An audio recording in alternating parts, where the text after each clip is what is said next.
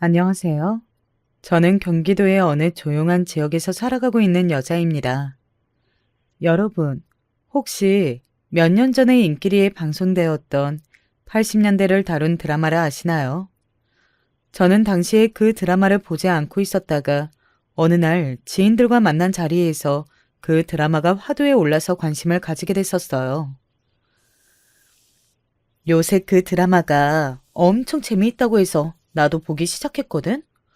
근데 좀 황당하더라.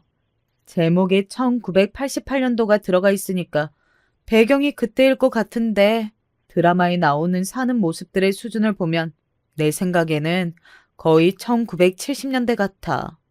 그게 무슨 80년대 후반이야? 안 그래? 자기들 생각은 어때? 그건 좀 그런 것 같네. 옛날에 동네에서 잘 사는 친구네가 있어서 종종 놀러 갔었는데 그 드라마에 나오는 것보다 훨씬 수준이 높았기는 했었어. 지인들이 떠드는 소리를 듣고 호기심이 생겨서 그 드라마를 제가 찾아봤었는데요. 지인들의 말과는 다르게 제 눈에는 그저 80년대 당시에 사는 모습 정도로만 보여서 기분이 참 묘했습니다. 같은 시대를 공유한 적이 있다고 하더라도 그 당시에 어떻게 살았는가에 따라 그 시대를 기억하는 방식이 전혀 달라진다는 것을 깨달은 순간이었죠. 휴대폰이니 컴퓨터이니 하는 것이 전 국민에게 보급되기 이전의 시대. 여러분은 그때를 어떻게 사셨나요? 그때 결혼을 하신 분들, 이미 자식이며 손자까지 다 보셨던 분들도 어쩌면 계시겠죠.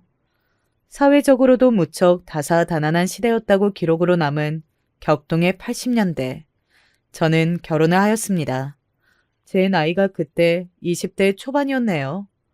아주 어렸을 때를 제외하고는 뵌 적도 없었던, 그래서 기억에도 가물가물했던 먼 친척 어른께서 저에게 강력히 일찍 시집을 갈 것을 종용하셨었죠. 경은아, 너는 딱히 하는 것도 없지? 시집이나 얼른 가야지 않겠니? 딱히 하는 게 없다기보다는 그냥 일이나 다니고 있긴 한데요. 결혼은 아직 생각이 없어요. 그럼 그 생각이 언제 생기는데? 올해 안에 생기니 아니면 내년이면 생긴다니? 그, 글쎄요. 어떻게 될지 생각 자체를 안 해봤는데요. 그런데 저한테 난데없이 웬 시집 가라는 소리를 하셔요? 난데없이가 아니야. 너 그렇게 아무 생각 없이 살다가는 괜히 나이만 먹고 나서 꼭 너 같은 수준의 놈팡이하고 살림 차려서 있는 고생 없는 고생 다 하면서 사는 거야. 내가 너 자리 알아봐 줄 테니까 잔말 말고 시집이나 가라. 저 같은 수준의 남자는 놈팡이 정도로 설명이 되는 모양이었습니다. 얼떨떨 하더라고요. 제가 뭐 교육을 많이 받은 사람도 아니었고 입에 풀칠이나 얕게 하면서 살기에도 벅찼으니까요. 이런 20대 초반의 여자가 야가 보았자 얼마나 얕겠어요. 세상 물정 잘 모르고 순진에 빠졌었죠.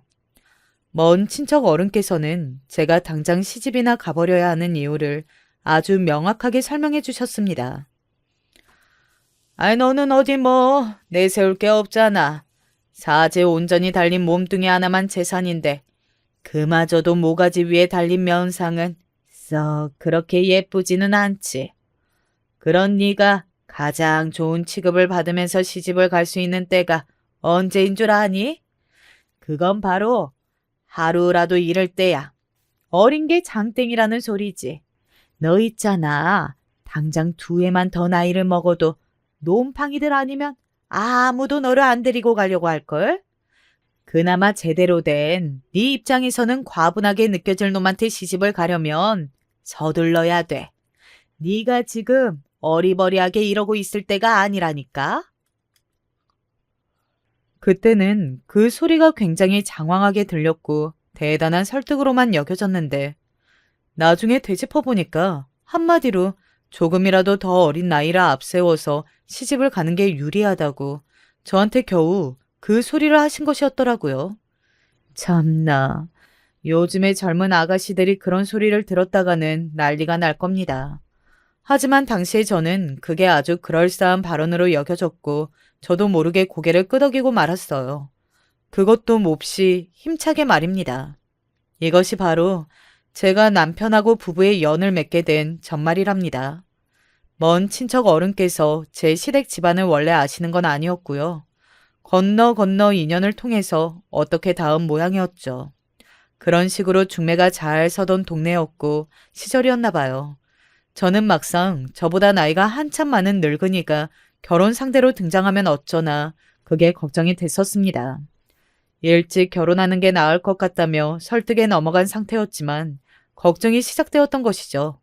그러나 남편은 저보다 6살이 많았을 뿐이었어요. 적어도 30줄은 넘긴 남자가 내 앞에 나타날 줄 알았는데 이게 어찌 된 일이지? 혹시 어디 커다란 하자가 있는 남자인 걸까? 그래서 시골 총각도 아니면서 스스로의 힘으로는 여자를 못 만나고 있었던 걸까?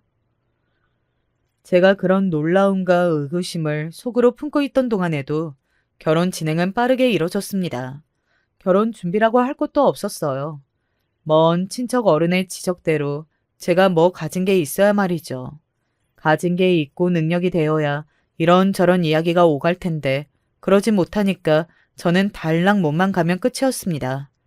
아, 간신히 하나 장만해서 가져간 것은 있었네요. 이불이었죠. 제가 열심히 일을 해서 모은 돈을 탈탈 털어서 큰 마음 먹고 지은 이불이었습니다. 아유, 정말 별로네 별로야. 촌스럽고 하나도 안 따뜻할 것 같고 이런 걸 어떻게 그 돈을 주고 지어왔다고 하는지 의심이 드는구나. 생각하는 수준이 아주 덜 떨어졌나 보네. 우리 귀한 아들한테 고작 이따위 이불을 들이밀다니. 내가 우리 아들을 어떻게 키웠는데 정말 어처구니가 없어. 그러나 그걸 보시자마자 시어머니께서는 한숨과 함께 툴툴거리셨죠. 저는 민망해서 고개를 똑바로 들 수가 없었던 것 같아요. 앞으로 시어머니께 시달리고 사는 건가 싶어서 눈앞이 깜깜해지기도 하였습니다. 여자들이 결혼을 해서 이렇게 눈앞이 깜깜해지면 가장 먼저 누가 생각이 나겠어요? 어디 생각이 나겠어요? 당연히 열이면 열, 친정 엄마가 생각이 날 것이고 친정 집안이 그리워질 것입니다. 저라는 여자에게도 친정 엄마가 계셨습니다. 저 나름대로 당차고 굳센 성격이라고 여기고 있었건만 시어머니의 눈총 앞에서는 대번에 기가 죽어버렸고 괜스레 서러움이 밀려와서 결혼을 하고 난 직후에 혼자 아무도 몰래 눈물을 훔치고 있을 때면 친정 엄마가 떠올랐던 것 같아요. 서러울 때면 불러보는 그 이름, 두 글자가 바로 엄마라고 하잖아요. 그런데 슬프고도 자명한 사실 한 가지는 친정 엄마에게 아픈 손가락이 있었다는 점이에요. 손가락은 깨물면 다 아프다고 하지만 덜 아픈 손가락이 있고 더 아픈 손가락이 있기 마련인 듯 싶었습니다. 덜 아픈 손가락이 저였고요. 더 아픈 손가락은 바로 제 동생이었습니다. 남동생이었죠. 남동생이 친정엄마의 아픈 손가락이 될 수밖에 없었다는 것은 저도 무던하게 인정하는 바예요. 왜냐하면 저희 남동생은 남들보다 조금은 평범하지 않게 꽤 독특하게 태어났기 때문입니다. 남동생이 태어났을 적에 친정 부모님을 포함해서 온 집안 식구들이 다 기뻐하면서 웃음꽃을 피웠던 것을 제가 똑똑하게 기억을 합니다. 내가 솔직히 머리가 쏙 좋은 편은 아니에요.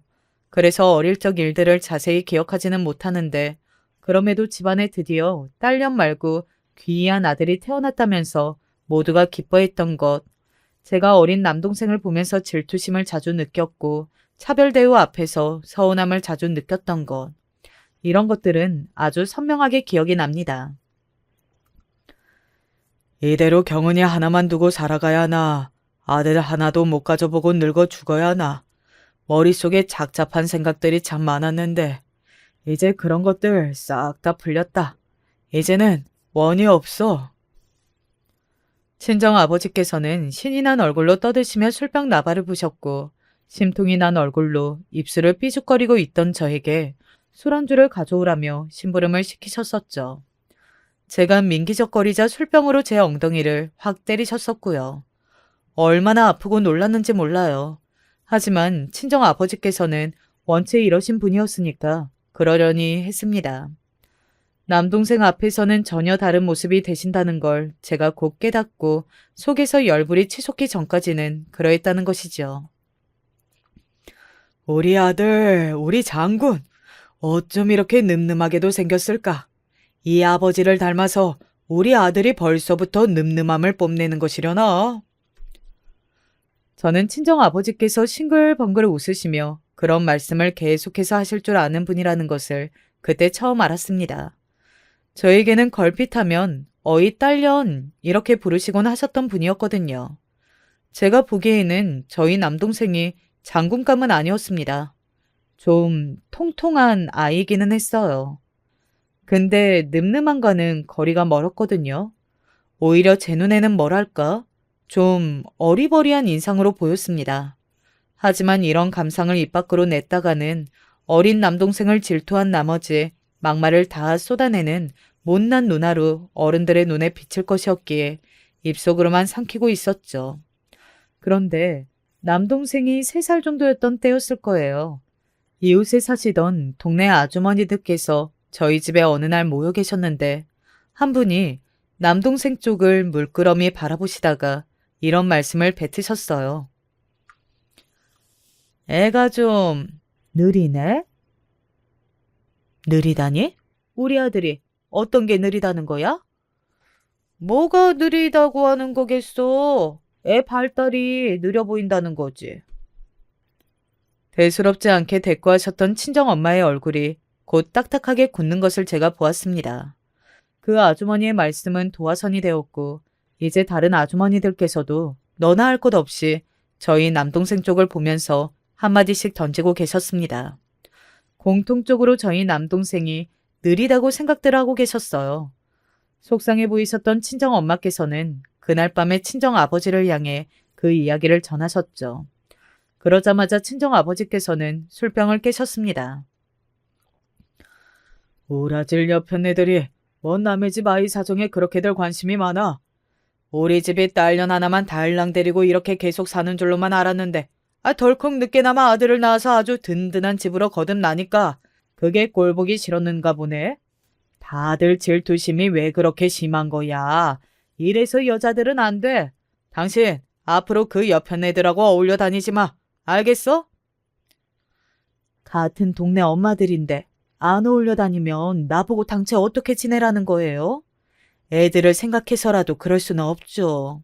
아휴, 가만 보니까 그이들도 우리 아들이 괜스레 걱정스러워 보이니까 나한테 한마디씩 해주고 간 것 같아요. 나쁜 마음으로 그런 소리를 한 건 절대 아니었겠죠. 하여튼 간에 그런 개소리를 귀담아 들을 필요 없어. 신경 쓸 가치조차 없는 개소리니까 당신은 앞으로 그 옆편 애들한테 개소리 다시는 하지 말라 그러고 당신도 무시하는 태도로 밀고 나가. 친정 아버지께서는 굉장히 화가 나 보이셨었죠. 흥분하신 그 모습을 보면서 저도 친정 아버지께서 얼마나 아들의 존재를 귀하게 여기고 계시는가를 새삼 깨달았습니다. 아들을 봐서 집안의 대를 이어야 한다고, 그러지 않으면 안 된다고 생각하시는 분이었죠. 친정 아버지께서 이 정도였는데 그 시절에 결혼하자마자 딸 하나만 달랑 낳고서 계속해서 임신 소식이 없었던 친정 엄마께서는 어떠셨겠나요? 그야말로 눈칫밥을 먹는 것을 넘어선 살얼음판인 생활이었죠. 인고의 시간이 흐르고 흘러서 태어난 아들, 그게 바로 저희 남동생이었으니 남다를 수밖에 없었습니다. 그러나 친정 부모님께서 아무리 부인을 하셔본들 아들의 상태 또한 남다르다는 걸 영원히 인정 안 하실 수는 없었어요. 저희 남동생이 6살 정도가 되자 확연히 눈에 들어왔거든요. 자기 또래 친구들하고 성장세가 다르다는 게 보였습니다. 배움이 늦고 여러 가지로 반응이 둔하다는 것을 눈치를 못 차리는 쪽이 어려운 것이었습니다. 가난하고 무식하고 전부 다 제멋대로인 사람들만 가득했던 저의 친가였는데요. 저희 남동생이 조금 남다르게 태어난 아이라는 것을 알자 모두가 친정 엄마를 향해 손가락질을 했습니다. 그리고 저희 가족에게서 점차 등을 돌렸습니다. 그 사람들 애초에 도움 하나도 안 되었고 저희 집에 쌀 한 톨을 준 적이 없는 사람들이었어요. 그럼에도 친정 아버지께서는 크게 상처를 받으셨고 좌절하셨죠. 힘들게 얻은 아들이 그런 상태라는 것도 받아들이기 어려운데 당신의 집안 가족들에게 외면까지 당하셨으니 친정 아버지 성격에 견디기 힘드셨던 것입니다. 이게 다 전부 당신 때문이야. 왜 아이를 이렇게 낳아놓은 거야? 좀 더 멀쩡한 아이를 낳을 수는 없었어? 어디 나라고 해서 내가 낳을 아이가 어떨지 알았겠나요? 나도 몰랐어요. 하지만 이렇게 태어난 걸 어떻게 해요? 우리 아들인 걸, 우리 자식인 걸 어떡하냐고요. 에라이 망할. 내가 이래서 진작에 아들을 낳아줄 첩을 들이는 게 낫다는 소리를 들었을 때 그걸 따랐어야 했는데 3년 전에는 정말 그럴 뻔도 했었는데 무산이 되는 바람에 지금 이 모양 이 꼴이 난 거야. 내가 선택을 잘못했어. 첩이요? 당신 어떻게 그런 소리를 입에 올려요? 어떻게 내 앞에서 그런 소리를 아무렇지도 않게 할 수가 있어요? 당신이 그러고도 내 남편이고 애들 아버지예요? 나 이제 당신 남편, 애들 아버지 이런 거 다 안 하고 싶다. 괜히 하면서 살아왔나 싶다. 전부 다 부질없어. 이 꼬라지나 보자고 내가 지금까지 살아온 게 아닌데. 그게 무슨 소리예요? 안 하고 싶다뇨. 그럼 이제 어쩔 건데요? 어쩌고 싶어서 지금 나한테 이러는 건데요? 친정 엄마께서 울며 당신의 가슴을 치셨고 저는 남동생에게 쉿 하는 손가락을 만들어준 뒤 숨을 죽인 채로 계속 엿듣고 있었습니다. 친정 아버지께서 이후로 오래도록 듣는 것만으로도 고역인 쌍욕을 계속 내뱉으셨죠. 아주 고통스러운 순간이 흘러갔습니다. 그로부터 며칠 뒤 친정 아버지께서는 집을 나가셨습니다. 제가 중학교 3학년 때의 일이었죠. 온 동네에 소문이 다 났어요. 소문이라는 거 발이라도 달렸는지 아니면 날개라도 날린 것인지 순식간에 퍼지더군요. 동네 아주머니들께서 저희 친정엄마를 향해 어떡하냐 하면서 안쓰럽다는 듯 눈썹들을 죄다 찡그리고 축 내리고 계셨으나 그것을 정말 안쓰러운 감정이라고만 해석하기에는 저희 집 사정이 좋지 못하였습니다. 친정엄마께서는 세상의 모든 사람들이 당신을 향해서 손가락질을 하는 것만 같은 착각과 망상에 시달리셨어요. 내가 모자란 아이를 낳았다고. 그래서 다들 나를 욕하는 거야. 나를 손가락질하는 거야. 남편이 떠날 만해서 떠난다고 다들 그렇게 생각하는 것이 틀림없어. 속으로 다들 나를 비웃고 조롱하고 욕하고 그러고들 있겠지. 저는 친정엄마께서 그렇게 중얼거리실 때마다 제 귀를 틀어 막았습니다. 좁은 집구석이라 방음이 안 되는 것도 정말 미칠 만큼 짜증스러웠죠. 분위기 파악도 못하고 마냥 해맑아서 손장난이나 치고 자빠진 남동생의 모습을 보는 것도 얄미웠습니다. 그때 몇 번이고 생각했었어요. 애만 안 태어났어도, 얘만 없었어도, 아버지가 집을 나가시지는 않았을 텐데, 엄마가 매일매일 울지 않으셨을 텐데, 얘만 없었으면 우리 가족은 다 행복했을 거야. 남동생이 미웠습니다. 저는 원망의 화살을 돌릴 곳이 필요한 아직 미성숙한 나이였어요. 그때부터 남동생을 등지고 지냈죠. 저는 사춘기를 지나고 있었고 친정엄마의 괴로운 감정들을 받아줄 수가 없었습니다. 당장 저부터가 힘들었으니까요. 어느 날 친정엄마의 하소연을 듣고 있던 제가 폭발하고 말았죠. 엄마, 제발 그 힘들다는 소리, 어쩌면 좋으냐는 소리, 앞으로 네가 동생을 책임져야 한다는 걸 잊지 말라는 소리, 그 소리들 좀 그만하세요. 지겨워 죽겠으니까. 지겨워? 이게 어떻게 지겨워? 어째서 지겨워? 너는 네 엄마가 네 하나뿐인 동생이 지겨워 죽겠니?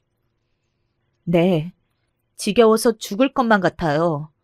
엄마, 저도 힘들어요. 왜 엄마만 힘들다고 생각하세요? 친구들은 죄다 고등학교 이야기들을 하고 있는데 저는 그 사이에 끼지도 못해요. 고작 고등학교라는 꿈을 꾸는 것도 저는 어려우니까요. 왜 저를 이렇게 만드셨어요? 엄마는 힘들다고 말은 하시지만 어쨌든 엄마가 선택해서 아버지하고 결혼을 하신 거였고 엄마가 저를 낳으신 거잖아요. 근데 저는 제가 선택해서 엄마 밑에서 태어난 거 아니거든요. 이렇게 보면 엄마보다 제가 100배, 1000배로 더 힘든 거 아닌가요? 저는 억울하기까지 하니까요. 왜 저를 이런 환경에서 자라게 하시는 거예요?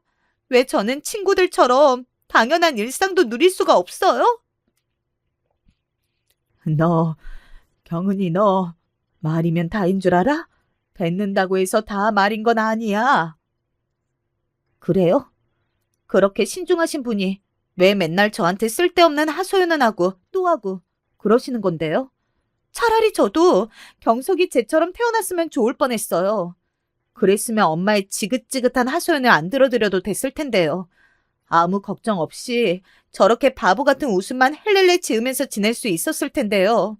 생기만 받으면서 그렇게 살 수 있었을 텐데 저를 저렇게 모자란 아이로 낳아주시지 그랬어요? 감정에 휩쓸려간 제가 악에 받쳐 소리를 질렀고 말을 마친 그 순간 친정 엄마로부터 따기 세례를 맞았습니다. 맞은 뺨이 불에 탄 듯 아파왔고 귀도 멍멍하였어요. 그런데 그때 제 눈에 들어온 친정 엄마의 양보를 타고 천천히 흐르는 눈물 줄기가 저를 멈칫하게 만들었습니다. 맞아서 후끈거리는 빨개진 제 얼굴보다 친정 엄마의 눈물 젖은 얼굴이 더욱 아파 보였습니다. 경석이는 앞으로 내가 전적으로 책임지면서 살 거야. 네가 네 동생 때문에 발목 잡혀서 고생하고 힘들 일 없을 테니까 너는 그저 네 앞가림이나 잘하고 살아. 네 인생 알아서 챙겨가지고 그렇게 잘 살아. 친정 엄마께서 힘없이 말씀을 하셨고 저는 그 앞에서 고개를 푹 떨구었습니다. 불효를 저질렀다고 친정 엄마의 가슴에 대못을 박아버렸다고 그런 후회와 자책이 밀려들었으나 한편으로는 골칫덩이인 남동생에게서 앞으로 저는 떳떳하게 해방이라는 생각이 들어서 다행이라는 마음도 조금은 들었습니다. 복잡하고 미묘한 감정이었어요. 이건 제가 비난을 받는 걸 피하기 위하는 목적으로만 변명을 하는 것이 아니라 장애가 있는 가족을 둔 사람이라면 어쩔 수 없이 한 번쯤은 하고 말게 되는 생각인 것 같습니다. 장애가 있는 자식을 두고서 친정 엄마께서 무슨 돈 되는 일을 잘 다니실 수가 있었겠어요. 외가는 멀었고 도움을 청할 외가 식구들도 솔직히 마땅하지 않았습니다. 이러니까 제가 고등학교를 갈 상황이 못 되었죠. 집에서는 제가 땡전 한 푼을 받을 수가 없었으니까요. 친구들이 고등학교를 가서 공부를 하고 대학의 꿈을 그릴 때 저는 일을 다녀서 돈을 벌었습니다. 어리다고 여자라고 만만하게 보는 곳들이 정말 많았고 노동에 비해 짜디짠 보수를 받으면서 그렇게 살았어요. 시간이 지나면서 자연스럽게 친정 엄마와 그냥저냥 잘 지내게 되었지만 그때 그 순간에 상처가 가시는 것은 아니었습니다. 가운데에 남동생을 두고 불편하고 어색한 기류가 이따금씩 흐르는 건 어쩔 수가 없었어요. 그런 상황에서 저는 성인이 되었고 앞으로 계속 이렇게 살아야 하는 것인가? 이런 막막한 생각이 종종 들고 있었을 때 시집 가라는 소리가 들려와서 홀린 듯이 결혼을 해버리고 말았던 것입니다. 집안에 돈도 없고 문제가 있는 남동생은 있고 이런 저였으니 시댁에서 저를 만만하게 볼 수밖에 없었던 것 같아요. 저는 결혼 생활을 하면서 남편이 왜 그때까지 결혼할 여자를 못 만나고 지내고 있었던 것인지 그럴 만한 이유가 있다고 여기게 되었습니다. 우선 사사건건 따지고 드는 게 너무 많은 사람이었어요. 한 가지를 유연하게 넘기지를 못하였습니다. 또한 사람 자체가 재미가 없었어요. 그러니까 대화도 잘 안 통했고요. 저는 집에서 남편하고 있으면 항상 난 지금 혼자서 어디다 말하고 있니? 나 누구랑 얘기하니? 이런 기분을 느끼고는 했습니다. 그만큼 남편하고 교류도 안 되고 교감은 개나 준 상황이었어요. 게다가 저는 지내면서 황당한 사실 한 가지도 알게 되었는데요. 제가 원래는 시어머니의 사촌 남동생 되시는 분하고 붙여질 것이었다는 점이었습니다. 나이가 한참 많은데 아직도 장가를 못 들어서 고민이던 노총각하고 말이죠. 그런데 그때 마침 그 사촌 남동생분께서 갑자기 만나는 여자가 생겼다고 하시는 바람에 인연의 짝대기 끝이 남편을 향하게 되었던 것이었죠. 나이가 많은 최소 30 이상은 된 남자가 결혼 상대로 등장하지 않을까 싶었던 저의 걱정. 그게 사실은 맞았던 것입니다. 제가 이 이야기를 하는 이유가 있어요. 이걸 두고 시어머니께서 황당하게 저를 원망하셨거든요. 네가 광준이하고 그때 만났으면 이런 일은 없었을 텐데. 너는 왜 괜히 운이 더럽게 좋아서 우리 잘난 아들하고 이어진 거야? 알고 보니까 그 사촌 남동생분께서 만난다는 여자가 사기꾼이었더라고요. 돈을 들고 도망갔다고 합니다. 충격을 받으신 사촌분께서는 죽겠다면 난동을 부리셨고요. 시어머니께서는 뒷목을 잡으셨죠. 가뜩이나 저에게 퉁명스러우신 분이었건만 그 이후로는 더 쌀쌀맞아지셨어요. 자꾸만 저만 보면 운수 대통이라고 하셨습니다. 혹은 지지리도 운이 좋은 것이라고 하셨고요. 근데요, 제가 정말로 운이 좋은 거였다면, 그만큼 남편이 좋은 사람이었다면 제가 억울하지는 않겠습니다. 운이 좋기는 뭐가 좋나요? 차라리 길가에 나무를 하나 뽑아다가 집에 갖다 놔도 남편하고 사는 것보다는 덜 삭막할 것 같았어요. 나무는 푸른 잎사귀라도 달려있으니까 싱싱한 맛이라도 느끼죠. 남편은 뭣도 없었어요. 부부라면 같이 어디 나들이도 다니고 미래에 대한 이야기도 나누고 뭔가 교감이 있어야 하는 거 아닌가요? 그런데 남편은 시간 낭비는 딱 질색이다 라고 하면서 일을 다니는 것 외에는 딱히 아무것도 하려고 들지 않았습니다. 이러니까 자력으로 여자를 못 만나고 있었구나 싶더라고요. 제가 이전까지는 세상에 이런 사람 저런 사람 다 있는 거라고 하니까 좀 참고 어떻게든 살다 보면 더욱 적응을 하지 않을까 싶었습니다. 그래서 여기까지는 견딜 수 있을 것만 같았어요. 하지만 남편이 사람을 질리게 만드는 구두쇠였다는 점이 밝혀지면서 제 머리가 아파졌습니다. 이게 뭐야? 이거 혹시 비싼 거 아니야? 광고 나오는 제품 아니야? 몰라요. 나는 그게 광고를 하는 제품인지 아닌지 알고 산 게 아니고 그게 좋다고 하니까 괜찮은 것 같아서 한번 써보려고 산 거예요. 그런 시답지 않은 생각 때문에 이렇게 비싸 보이는 걸 샀다고? 당신 왜 자꾸 정신을 못 차리지? 내가 이런 지적을 몇 번이나 더 해야 되는 거야? 잔소리를 매번 해야만 하는 나도 지쳐. 아니 나는 설마 당신이 이런 것 가지고도 뭐라고 할 줄은 몰랐죠. 싼 거 아니고 비싸 보이는 거 사서 내가 정말 미안하네요. 다음부터는 주의할게요. 됐죠? 알았으면 다행이네. 제발 정신 좀 차리고 살자. 그리고 이건 당장 가지고 가서 환불 받아와. 환불이라뇨? 이미 샀으니까 그냥 쓰기로 해요. 사치품도 아닌데 뭐 이런 걸 가지고까지 그래요? 이렇게 쉽게 생각하고 넘어가는 것부터가 문제를 크게 키우는 거야. 10원 한 장의 낭비도 없어야 돼. 그런 생각으로 살아야 한다고. 내가 당최 당신에게 몇 번을 더 알려줘야 하는 걸까? 그 머리에 주입이 안 돼? 10원 한 장까지 아껴 쓰자는 생각이 그렇게도 그 머리에 안 박혀? 큰 목소리로 화를 내는 것도 아니었어요. 조곤조곤 조목조목 아주 따질 거 다 따지고 드는데 진짜 사람을 돌아버리게 만들더라고요. 처음에는 대수롭지 않게 생각하고서 그래 아끼고 살면 좋지 이렇게 여겼습니다. 저도 절대 여유롭게 살아오지 않았으니까요. 도리어 힘들게 산 편이었죠. 그런데 이런 저를 두 손 두 발 다 들게 남편이 점차 그렇게 만들어주더군요.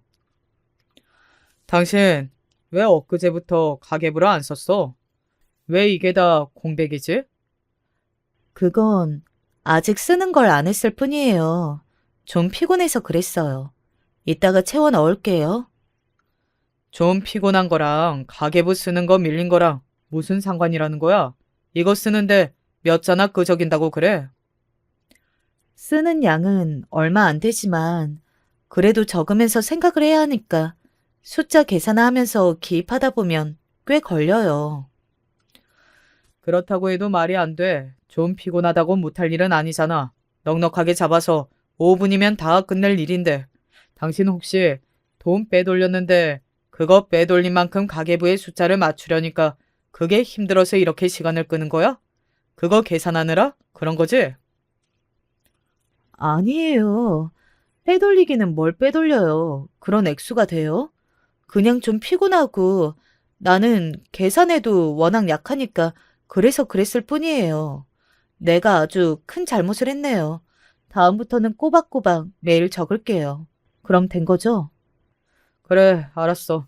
그럼 지금 적어. 내가 보는 앞에서 얼른 적어봐. 아니, 내가 지금 다른 거 하다가 당신이 불러서 이러고 있잖아요. 가계부는 좀 이따가 적으면 안 돼요? 시간을 끌면서 머릿속에서 계산하려는 속셈이지. 내 돈 10원 한 장도 당신이 빼돌리게 둘 수는 없어. 당장 내 앞에서 적어. 안 그러면 내 의심을 거두어가기 쉽지 않을 거야. 글쎄, 나는 그럴 머리가 안 된다니까요. 당신 진짜 사람을 왜 이렇게 가면 갈수록 질리게 만들어요? 질린다고? 그럼 당신이 애초에 절두절미하게 살림을 하면 되잖아. 당신이 못 믿어오니까 내가 10원 한 장이라도 어디에 잘못 센 거는 아닐까? 자꾸 그런 걱정이 드는 거야. 그러니까 내가 질린다고 해도 어쩔 수 없어. 당신이 원인 제공을 한 거니까. 와, 그 당시에 제 심정은 말이죠. 그놈의 10원 한 장 타령만이라도 안 들을 수 있다면 소원이 없겠다 싶었어요. 남편의 이런 면모가 시간이 갈수록 저의 목을 조여왔습니다. 집에 있으면 머리가 깨질 듯이 아팠고요. 오늘은 또 남편에게 어떤 트집을 잡혀서 이런저런 훈계를 들으려나 이런 생각만 들어서 속이 자주 울렁거렸습니다. 처음에는 알뜰살뜰 아껴 쓰는 사람인 줄로만 그렇게 여겼건만 남편은 지독한 구두쇠인데다가 강박증을 심하게 가지고 있었고 본인이 잘못되었다고는 추호도 생각하지 않은 모양이었어요. 언제나 당당하고 거리낄 게 없다는 표정을 하고 있었습니다. 사람이 매번 그런 상황에 놓이고 환경 속에 있다 보니까 시들어가더라고요. 정신적으로 지배를 당하면서 사람이 갉아먹히는 것만 같았습니다. 그러는 와중에 어느 날 시어머니께서 저한테 또 운수대통 타령을 하셨어요. 제 머리 꼭지가 하마터면 그 자리에서 돌 뻔했습니다. 간신히 완전하게 도는 것만은 막아내고 입술을 바르르 떨면서 이야기를 드렸었죠. 어머님, 저만 운수대통이라고 보시는 건 너무하신 것 같아요. 어머님 아들이 운수대통인 쪽일 수도 있다는 생각은 왜 안 해보세요? 너 미쳤니? 우리 아들하고 네가 비교나 돼? 그런데 왜 저를 허락하셨어요? 왜 결혼하도록 두셨어요? 저는 어린 것 말고는 아무것도 내세울 게 없었는데요. 어머님 아들에게 한참 뒤떨어지잖아요. 아, 그건 우리 아들이 워낙 진중하고 신중하니까 그런 과묵한 멋쟁이를 모든 아가씨들이 이해해주는 것은 아닌 것 같더구나. 너는 이상한 동생이 있잖아. 별난 성격을 지닌 사람을 오래 봐왔을 테니 상대가 어떤 사람이라도 적응을 잘하고 불평불만이 없이 살겠다 싶었지. 난데없이 눈을 부릅뜬 제 기세에 놀란 시어머니께서 그때 솔직한 심정을 밝혀주셨어요. 제가 장애가 있는 남동생을 두었기 때문에 어떤 사람이든 끌어안고 살 것만 같았고 집안 배경이 너무 변변치 않으니까 뭐든 참으면서 불만 없이 살 것처럼 보였다고 하셨습니다. 너무 솔직하게 말씀을 해주시니까 제가 아주 숙연해졌어요. 이상하게 뭔가 창피한 기분이 들기도 했습니다. 저라는 존재는 딱 이것만큼이라는 선언을 받은 듯한 느낌이었거든요. 정은아, 요새 잘 지내니? 어디 아픈 데는 없고? 다음 달에는 한번 집에 와. 그래야죠.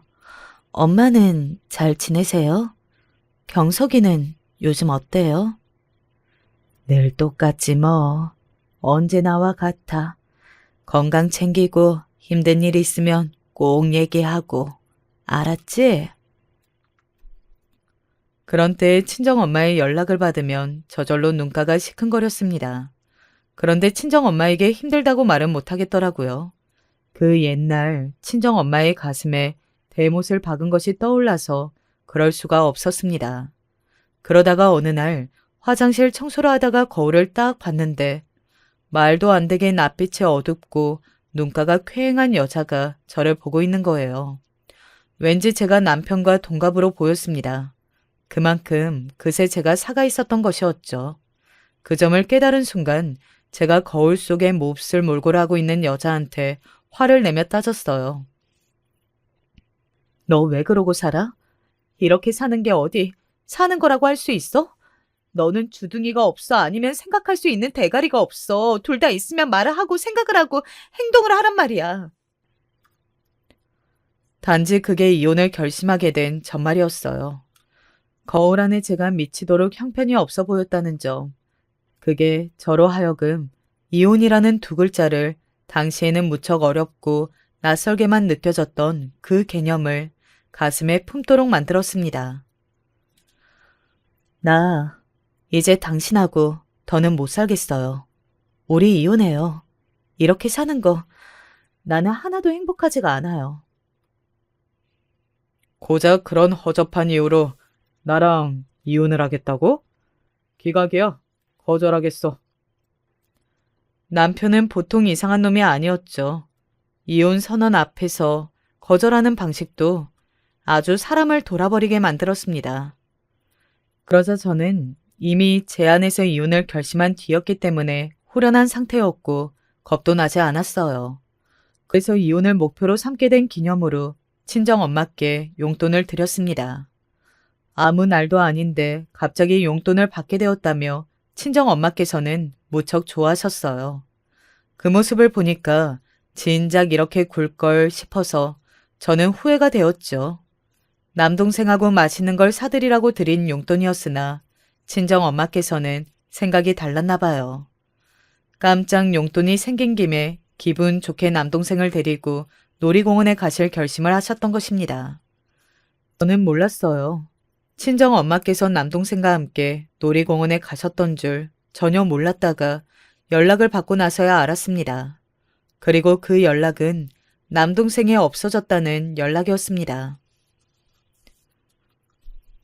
어쩌면 좋아. 이 일을 어떡하면 좋아. 내 새끼, 불쌍한 내 새끼가 지금 엄마 손을 놓치고 얼마나 불안하고 무서울까. 어디로 어떻게 떠돌고 있을지도 모르고 혹시 어떤 나쁜 놈들을 만나서 해코지라도 당하고 있을지도 모를 일인데 내가 지금 어떻게 여기서 아무렇지 않게 앉아 있을 수 있느냐 이 말이야. 연락을 받고 간 파출소에서 친정엄마께서는 이미 초점이 나간 눈빛과 눈물 자국이 가득한 얼굴을 하고 계셨고 저를 보시자마자 악다구니를 쓰면서 울부짖으셨습니다. 거의 반쯤 정신을 놓고 계셨어요. 숨이 넘어가도록 우시며 몸을 떨고 계시는 친정엄마 앞에서 저는 이 모든 상황이 두렵고 겁이 나고 낯선 나머지 차마 울지도 못했습니다. 저라도 정신을 다잡고 친정엄마를 진정시켜드려야 한다는 생각뿐이었죠. 엄마, 경석이 금방 찾을 거예요. 괜찮을 거예요. 저는 그렇게 믿으며 친정엄마를 달래드렸으나 제 말은 이루어지지 않았습니다. 이틀이 지나고 일주일이 지나도 저희 남동생의 소식은 들려오지 않았어요. 친정엄마께서는 남동생을 찾겠다며 거리를 정처 없이 돌아다니셨다가 이젠 기력도 잃고 힘없이 누워 계셨죠. 이러다가 친정엄마께서 잘못되실까봐 겁이 난다고 제가 곁에서 돌봐드려야겠다고 그런 말씀을 시어머니께 드렸습니다. 그러자마자 이혼하라는 소리를 들었습니다. 우리 아들한테 일전에 네가 이혼 이야기를 꺼냈었다면서? 건방지게. 감히 귀한 우리 아들한테 네가 뭔데 먼저 이혼을 운운하고 난리야? 그치만 지금 이런 상황이 되어보니 차라리 잘 되었구나 싶더라. 잘 되었다뇨? 제 친정에 힘든 일이 생겼으니까 저를 잘라내고 싶으시다는 건가요? 못 배운 주제에 이런 쪽으로 눈치는 잘 돌아가는구나. 그래, 너같이 우중충한 가지는 잘라버려야지. 가지치기를 야무지게 해서 없애버리는 게 답이야. 솔직히 우리 아들이 과연 여자를 만나서 결혼 생활을 잘 할 수 있을까? 예전에는 이런 걱정이 있었는데 이제는 걱정이 없어. 다시는 누구를 만나든 우리 아들은 결혼 생활을 아주 잘 할 수 있을 것 같거든. 그러니까 너는 이제 필요 없다. 이대로 꺼지면 돼. 분명 이혼이라는 걸 제가 원하기는 했었는데 그런 식으로 이혼을 당하니까 모멸감에 몸이 막 떨리더라고요. 제가 남편하고 사는 모습을 보셨으니 시어머니께서는 이제 당신의 아들이 결혼 생활을 멀쩡히 잘할 수 있을 거라고 확신을 갖게 되신 모양이었습니다. 어처구니 없는 웃음이 나왔고 그대로 이혼을 했습니다. 남편은 마지막에 저를 힐끗 보면서 한숨을 내쉬는 게 전부였어요. 그 한숨이 마지막 인사였습니다. 그래도 저는 잘 지내고 건강하라는 상투적인 인사라도 건네주었는데 말이죠. 건질 거 하나 없었던 결혼 생활이 막을 내렸고 친정 엄마께서는 스스로를 탓하셨습니다. 이게 전부 다 내 탓이야.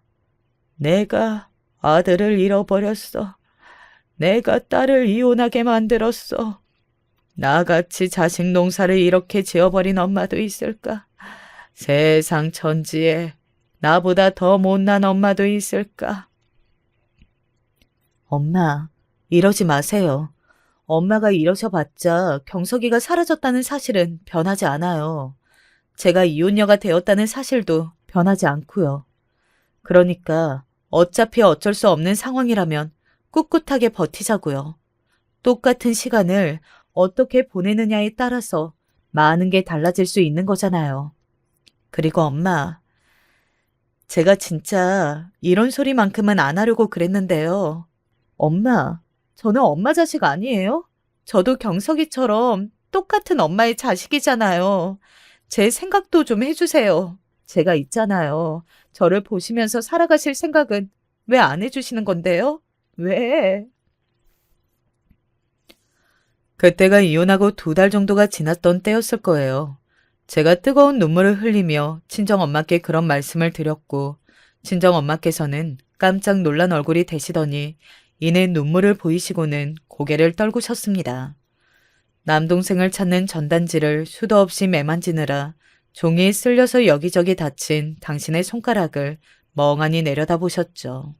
한참을 그러셨어요. 그리고 그날 이후부터는 남동생 생각에 하루 종일 가슴을 치며 보내시던 생활을 접으시고 마음을 굳건히 잡수셨습니다. 당신의 일상을 포기하지 않기로 하셨습니다. 그 변화에 저는 조용하게 감동하고 있었죠. 저는 일을 다녔고 친정엄마께서는 남동생의 소식을 기다리시며 소일거리를 하셨습니다. 그렇게 살던 와중에 화들짝 놀랄 만한 비보가 날아들었어요. 친정아빠께서 돌아가신 것이었습니다. 집을 나가셨던 이후로 단 한 번도 뵙지 못한 분이었죠. 애증의 대상이었어요. 그러신 분이 돌아가셨다고 하니까 기분이 너무 이상하더군요. 그리고 놀랍게도 갑작스레 병을 얻어 돌아가시기 이전에 당신의 재산에 관한 유언장을 작성해 두셨으며 친정엄마께 재산을 남기고 떠나셨다는 것이 밝혀졌습니다. 그 재산은 3천만 원이 조금 넘는 돈이었어요. 친정엄마께서는 그 금액이 들어온 통장을 하염없이 멍하게 바라보셨습니다. 그러더니 문득 저에게 재혼을 하라고 하셨어요. 경은아, 너 아직도 새로이 짝을 찾아볼 생각이 없니? 나는 이제 네가 새로 결혼해서 잘 살았으면 좋겠다. 잘 사는 집안 남자가 아니어도 되잖아. 얼굴이 잘생기지 않았으면 뭐 어떠니? 너와 잘 맞고 같이 희로애락을 나누면서 천천히 나이를 함께 먹어가는 그런 남자이면 더할 나이가 없을 것 같은데. 모르겠어요. 전에는 무조건 재혼이 싫었는데 이제는 꼭 그렇지만도 않은 것 같네요. 제 마음에 좋은 사람이 만약에 나타나면 그때는 굳이 거부하지 않고 한번 만나볼까 싶네요. 그래, 잘 생각했다. 여기 3천만 원도 있으니까 너 결혼할 때 이걸로 보탰으면 돼. 그 돈을 제가 어떻게 받나 싶어서 저는 그냥 피식 웃고는 말았습니다. 그 뒤로 1년을 조금 더 지나서 저는 재혼을 했어요. 웃는 인상이 무척 좋은 착하고 성실한 남자였습니다. 아는 형이 차린 공장에서 일을 하며 돈을 벌었죠. 과거로 양친을 잃고 고모의 손에서 자라났더라고요. 고모님께서는 작은 식당을 운영하며 사는 분이셨습니다. 역시 인상이 무척 좋으셨고 자식을 따로 두지 않으셨기에 조카인 제 남편을 친자식처럼 여기고 계셨어요. 작지만 알차게 운영이 되고 있는 식당을 물려줄 누군가가 없어서 늘 아쉬웠는데 제가 나타나서 다행이라고 하셨습니다. 내가 이제 나이가 이렇게 들어서 몸이 예전 같지가 않거든. 나 대신 식당을 물려받아서 해주면 좋겠는데 젊은 사람이 해야 여기도 활력이 들지 어떻게 안 될까? 저는 과연 제가 해낼 수 있을까 싶어서 고민이었는데 남편이 한번 도전을 해보라고 그랬어요. 게다가 제가 식당 운영을 하면 친정 엄마께서 거들어 주실 테니까 그게 좋은 점이라고 말을 해주더라고요. 친정 엄마의 도움을 받아 식당을 꾸려가는 제 모습을 그려보니 썩 마음에 들었습니다. 그래서 제가 천천히 식당 일을 배우기 시작했고 마침내 주인이 되었죠. 식당을 운영하는 동안 우연히 전 남편의 소식을 접한 적도 있었답니다. 아직까지도 결혼을 못하고 혼자여서 그 모친의 속이 말이 아니라는 이야기였습니다. 그럴 줄 알았어요. 영원히 재혼은 어려워 보였죠. 전 남편의 근황을 알게 된 날, 저는 친정 엄마와 머리를 맞대고 킥킥 웃었답니다. 저희 부부는 슬아의 아들이 하나 있어서요. 당시에 친정 엄마께서 저희 아들이 학교를 다녀오면 다 챙겨주고 계셨어요. 저는 이제 식당 일이 손에 다 익어서 친정 엄마의 도움 없이도 잘 해내고 있었죠. 주방 이모님하고 둘이서 하는 것만으로도 충분했어요.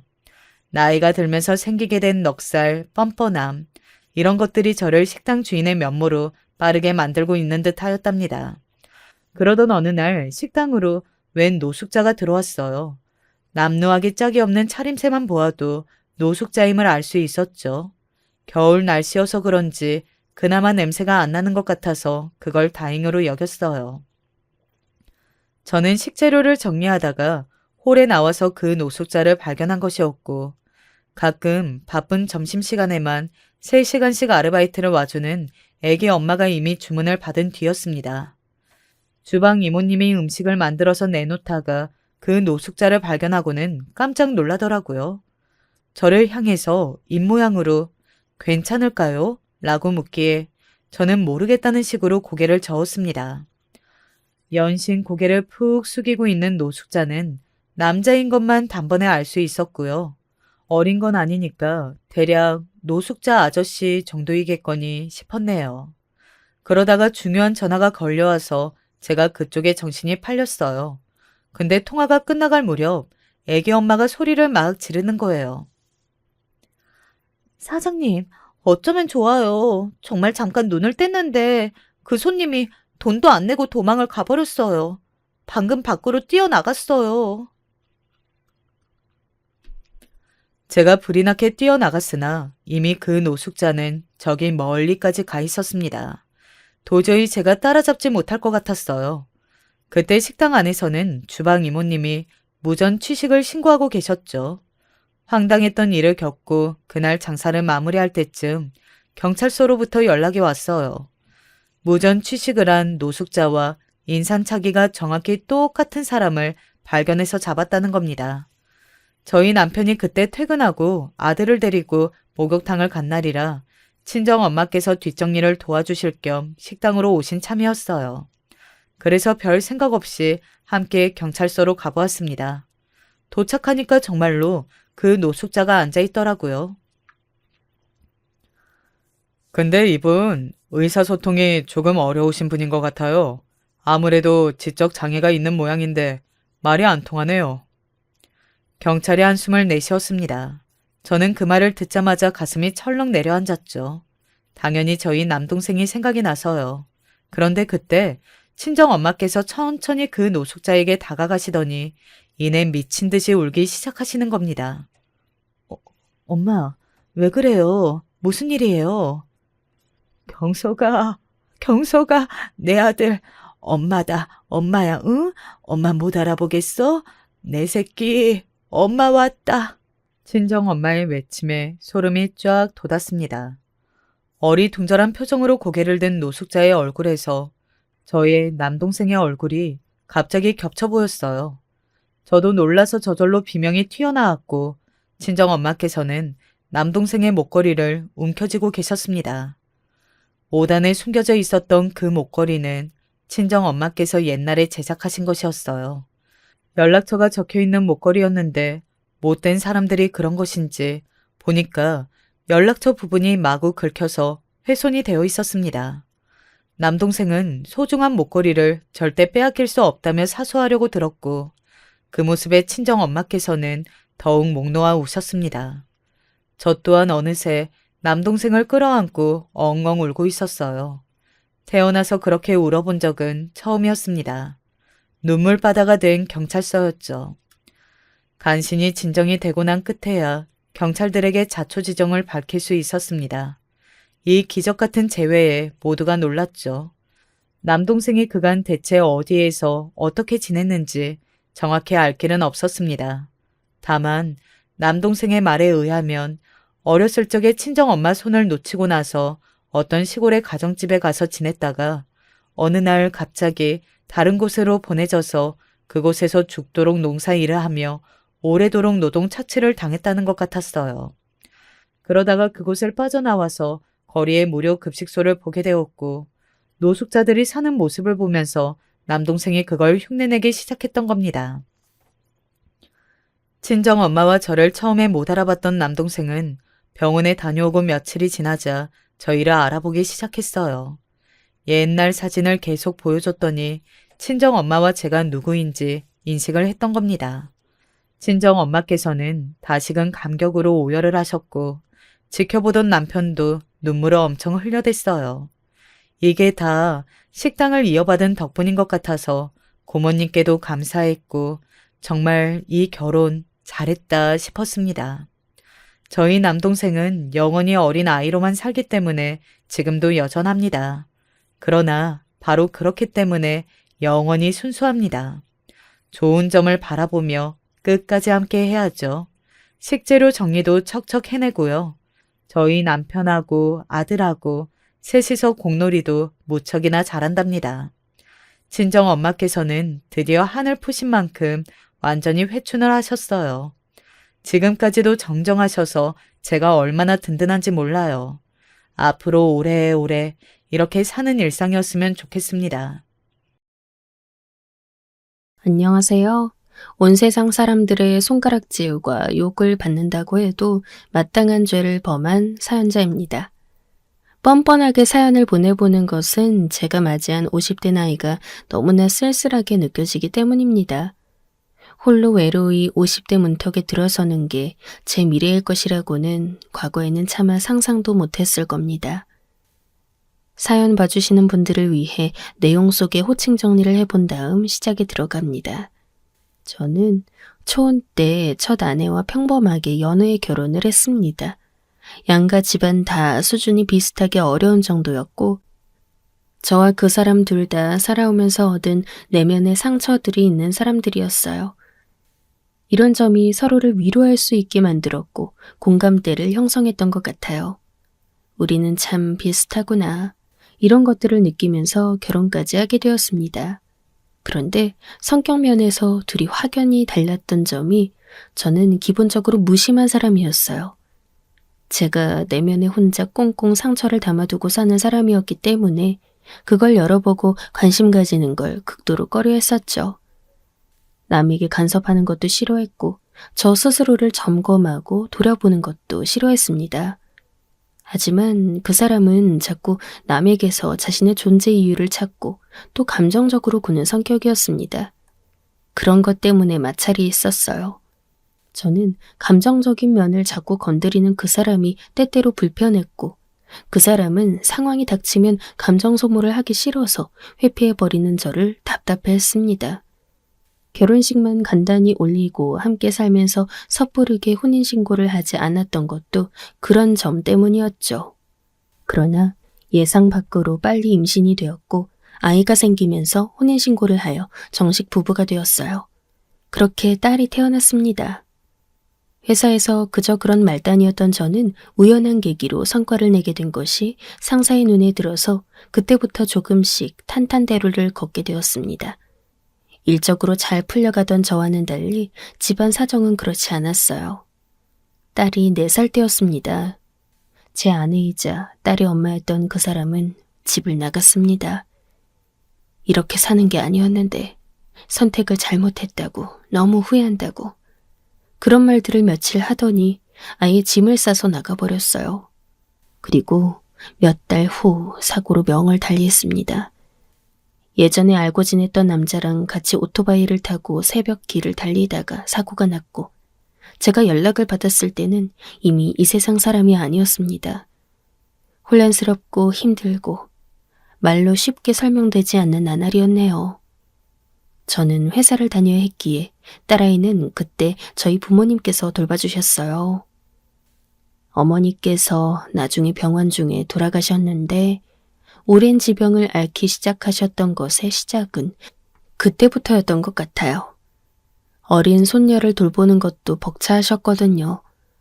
아버지께서도 여력이 안 되셨고요. 심란함으로 살아가던 때에 저는 재혼 상대를 만나게 되었어요. 25 어린 나이에 결혼을 했다가 너무 성급했음을 깨닫고 후회해서 이혼한 전적이 있었다는 사람이었죠. 결혼을 금세 후회했다는 것에서 세상을 떠난 전 아내가 겹쳐 보였죠. 둘 다 피부가 하얗고 눈매가 처졌다는 것도 공통점이 보였고요. 아무리 그래도 이혼녀가 웬 말이야. 다시 짝 찾겠다는 네 말에 반가운 건 사실이다만 그래도 이혼녀라니 기분이 영 찜찜하구나. 어머니, 저도 애 딸린 남자잖아요. 제가 뭐가 잘났어요. 아이한테는 엄마가 필요해요. 아시잖아요. 그리고 저는 제 자신을 잘 압니다. 다정다감하고 세심한 아빠, 엄마 자리를 채울 수 있는 아빠, 전 아니에요. 저 그런 사람 못 됩니다. 저는 제 천성을 압니다. 부모님은 탐탁치 않아 하셨지만 제가 회사에서 안정적으로 재직 중이었던 데다가 손녀에게 엄마라는 존재를 만들어주는 게 급선무라고 결국 판단을 하셨어요. 특히나 당신들의 자식에 대해서 잘 알고 계셨습니다. 저는 절대로 혼자 아이를 키울 수 있는 사람이 못 된다는 것을, 그런 유형에 속하지 못한다는 것을 부모님께서 알고 계셨으니까요. 그래서 허락해 주셨어요. 아내는 저보다 1살 아래였고 딸이 6살 때 저와 재혼을 하여 한 집에서 함께 살기 시작했습니다. 이듬해에는 아내와 제 사이에서 아들이 태어났죠. 아들이 태어나고 나서부터 저는 본격적으로 바빠졌던 것 같아요. 일터에서 치열하게 살았죠. 가장으로서 집안 책임지려면 남들보다 제 밥그릇을 더 많이 챙겨야만 했습니다. 특히 저는 외벌이였으니 사명감 또한 강했죠. 한창 활동량 많을 나이의 딸과 하루 종일 붙어서 지켜봐야 하는 어린 아들까지 챙기고 돌보면서 집안일을 전부 도맡아 하는 아내에게 미안한 감정도 많이 들었었어요.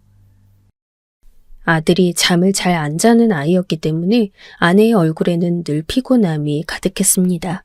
그럼에도 지치는 법 없이 집안일 싹 해놓고 저에게 따뜻한 밥상을 차려주는 아내에게 참 많이 고마웠죠. 딸아이가 초등학교에 들어가고 나서부터 자기 동생을 그렇게나 잘 챙기면서 누나 노릇을 했었어요.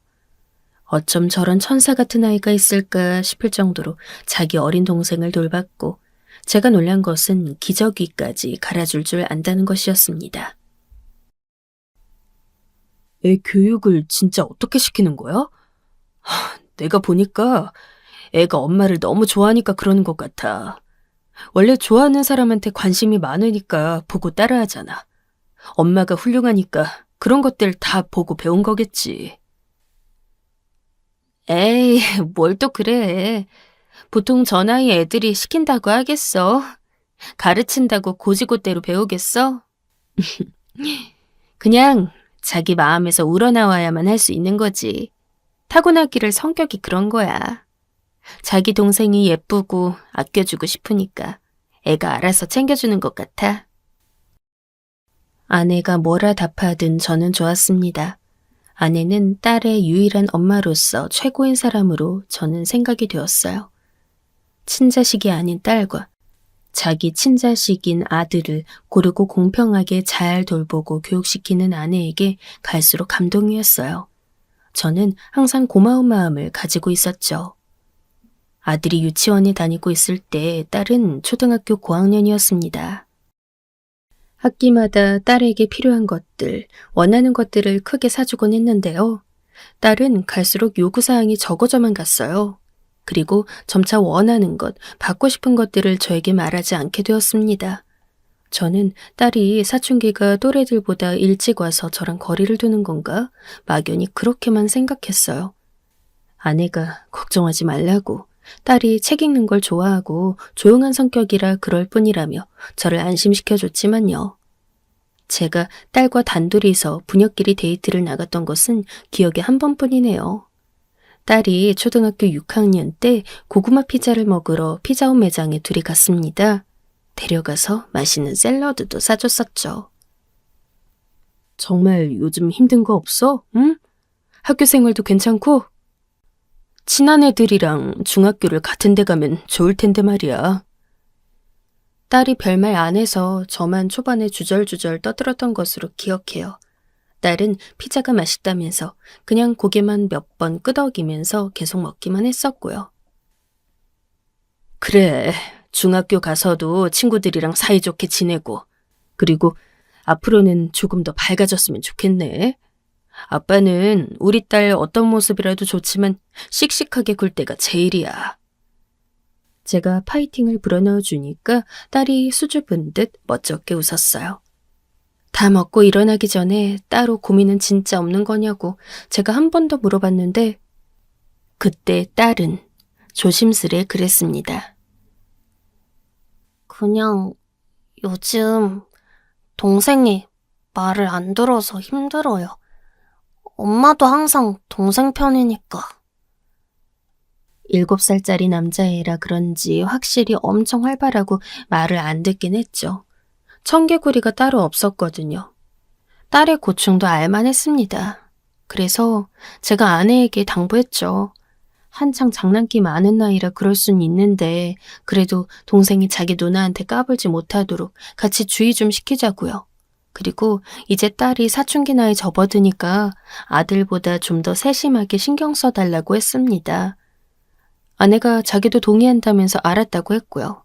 그리고 몇 주 뒤인가 까불이쟁이가 이제 자기 누나 말 좀 잘 듣고 따르는가 모르겠네. 아들이 개선된 게 있는가 딸에게 가볍게 떠봤는데요. 딸이 애매한 표정으로 대답 없이 그냥 고개만 끄덕였었어요. 당시에 저는 그런 것들에서 느껴지는 위화감을 조금도 눈치채지 못했습니다. 딸은 중학교 올라가서는 입시학원을 다녔어요. 학교, 학원, 집에서 저녁 먹고 다시 공부하고 집에서는 거의 자기 방에 틀어박혀 있는 게 딸의 일과였습니다. 제가 걱정하니까 아내가 저에게 단호하게 그랬었죠. 저러는 게 당연하고 자연스러운 거야. 애가 조용한 거 좋아하고 내성적인데 그냥 혼자만의 시간과 공간을 배려해주는 게 훨씬 좋은 거라고. 그리고 애 교육은 내가 도맡아서 한다 그랬지.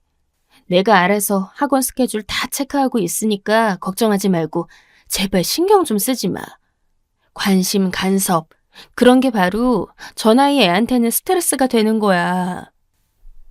저보고 뭘 모르는 사람 취급을 했어요. 저는 바깥 활동하면서 열심히 돈 벌어오는 사람일 뿐 가족 테두리 밖에 나가 있다는 느낌을 받게 되었죠. 하지만 제가 희생함으로써 다른 3명의 가족이 화목하고 행복할 수 있다면 저는 그것으로 된 것이라 생각했어요.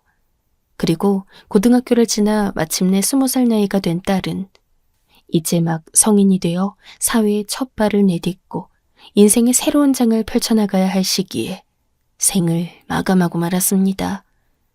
그때의 충격이란, 상실감이란, 딸은 다른 지역의 어느 숙박업소에서 발견되었습니다. 딸 말고도 3명의 사람들이 있었어요. 제가 상상도 못하고 있던 때에 딸은 그런 걸 많이 찾아봤었나 봐요.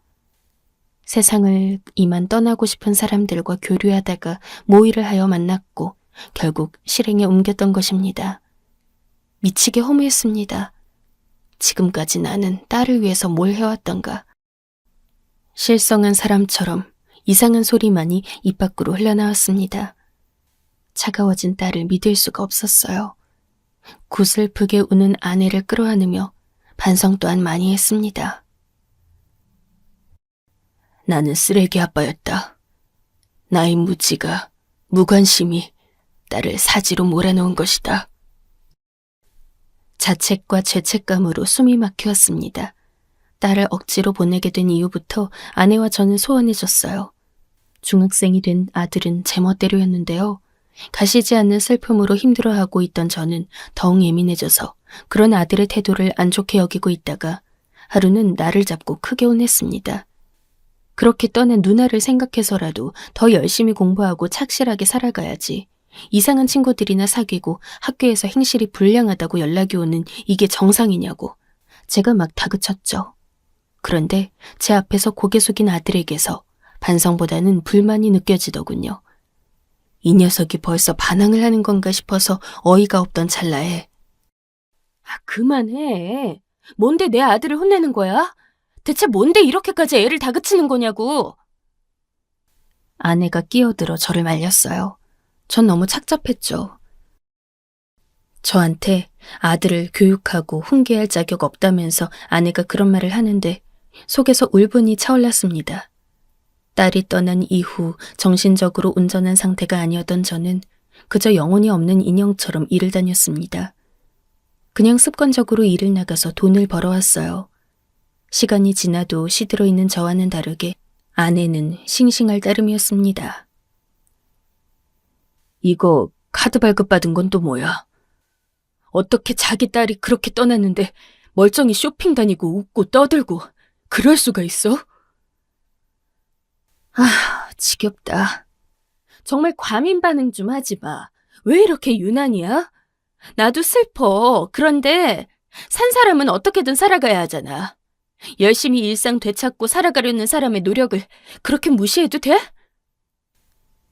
들떠있고 행복해 보이는 아내의 모습에 제가 울컥할 때마다 언쟁도 일어났어요. 아내는 저보고 제발 그만하라고, 적당히 하라고 했습니다. 한 번은 저한테 그랬어요. 그렇게 애틋했으면 살아있을 때 잘해주지 왜 떠나고 나서 뒷북치냐고요. 딸한테 시간과 노력을 쏟았던 건 자기였지 제가 아니었다고 했습니다. 그런데 반박을 못하겠더군요.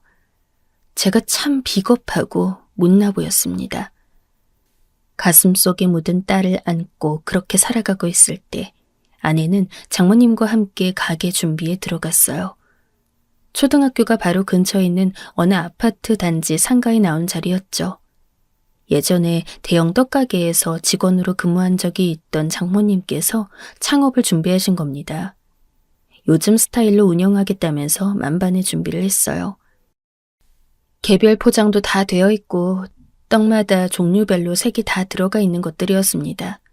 중학생인 아들은 학교며 학원이며 자기 친구들 만나는 것까지 시간이 아주 부족해 보일 지경이었으므로 아내가 마음 놓고 자기도 드디어 일에 뛰어든 것이었어요. 장모님께서 처가 담보로 은행 대출을 받아서 가게 창업 비용을 마련하셨어요. 다달이 운영하며 발생하는 가게세며 기타 현찰 박치기들은 사위인 저한테 손을 벌리실 작정이었죠. 믿는 구석까지 있었으니 두 사람은 거리낄 것 없이 떡가게를 열심히 차렸습니다. 그리고 곧 딸이 떠난 지 일주기였습니다. 저는 그날을 목전에 두게 되자 착잡해져서 아내한테 물어봤죠. 그날 어떻게 일정을 보내면 좋을지 말이에요. 그랬더니 아내가 기가 찬다는 표정으로 이제 가게 오픈 2달도 안 됐는데 얼마나 바쁜지 알아? 처음 오픈했을 때는 주변 사람들이 호기심에 와주더니 며칠 전부터 확실히 뜸해진 게 보여. 이럴 때 정신 차리고 더 열심히 해야 단골 확보하지. 떡가게 얘기나 하는 것이었어요. 제가 너무 어이도 없고 속상하기도 하고 그랬습니다. 그날 평소대로 똑같이 지낼 거라고 해도, 아니, 그래도 말이나마 챙겨주고 싶다고 그렇게 하면 덧나? 참나. 솔직히 목숨 끊고 싶어 환장한 사람들끼리 만나서 남의 숙박 영업장에 피해까지 끼치고 세상 뜬 거 너무 소름 끼치고 떠올리기만 해도 역겨워. 그런데 뭘 자꾸 애도하고 생각하고 그러라는 거야? 아내가 얼굴에 로션을 바르다 말고 저를 회 쳐다보며 투덜거렸어요. 저는 그 내용에 너무나 충격을 받았습니다. 이게 정말 내가 알던 사람이 맞나? 가게 일을 하느라 너무 피곤해서 잠시 머리가 어떻게 된 건 아닐까? 진짜 혼란스러웠어요.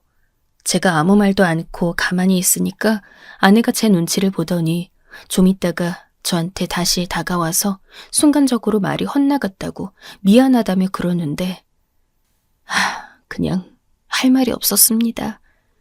저는 딸이 그렇게 된 순간부터 세상만사 모든 일이 제 잘못인 것 같았거든요. 그리고 이튿날 출근을 했는데 회사 업무 계정으로 웬 메일이 한 통 와 있었어요. 처음 보는 발신자라서 어디일까 하고 눌러봤는데 저는 깜짝 놀라서 바로 자세를 고쳐 앉았습니다.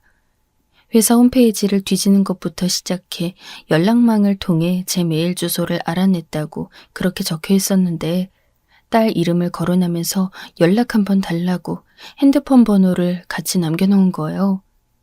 전화를 할까 하다가 근무 중이기도 해서 바로 문자를 날렸어요. 메일 봤다고 누구시냐고 하니까 답장이 오기를 딸이랑 함께 극단적인 선택을 내리려고 했던 사람이라고 자기를 소개하더군요. 가슴이 철렁했습니다.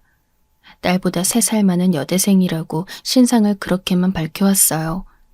저는 이렇게 딸의 사망 전 행적에 대해 직접적인 정보를 얻는 것이 처음이었습니다.